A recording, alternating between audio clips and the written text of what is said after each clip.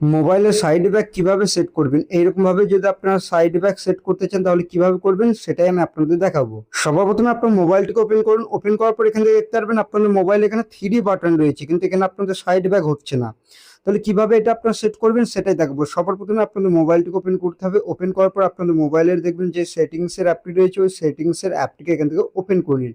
যে কোনো মোবাইল হতে পারে, ওই মোবাইলের সেটিংসের অ্যাপটিকে ওপেন করুন। ওপেন করার পর এখানে যাবেন কোথায়, এখান থেকে দেখতে পারবেন আপনারা পেয়ে যাবেন এখানে এই সিস্টেম সেটিংস। এই সিস্টেম সেটিংসে ক্লিক করে দিন। যে কোনো মোবাইল হতে পারে, সেই মোবাইলের সিস্টেম সেটিংস থাকবে বা অ্যাক্সেসিবিলিটি বলে একটি সেটিংস থাকে, ওই অপশনেও পেতে পারেন। এখানে সিস্টেম ন্যাভিগেশন পেয়ে যাবেন, এই অপশনে ক্লিক করুন।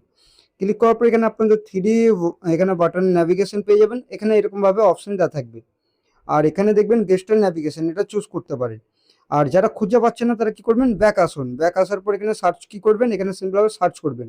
তারপরে সার্চ বার পাবেন, এখানে সিস্টেম, এখানে ন্যাভিগেশন বার বলে সার্চ করবেন, NAVI।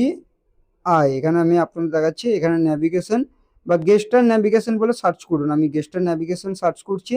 করার পরে এরকম সেই আপনাদের সেটিংসে নিয়ে যাবে। এখানে গেস্টার ন্যাভিগেশন এটা চুজ করে দিন।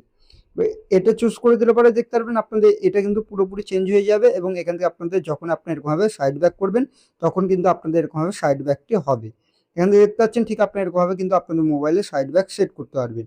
মোবাইলে সাইড ব্যাক কিভাবে সেট করতে হয় সেটাই দেখালাম। ভিডিওটি ভালো লাগলে অবশ্যই ভিডিওটিকে লাইক করবেন। চ্যানেলটিতে নতুন আসলে চ্যানেলটি করতে অবশ্যই আপনারা সাবস্ক্রাইব করবেন। চলুন ভিডিওটা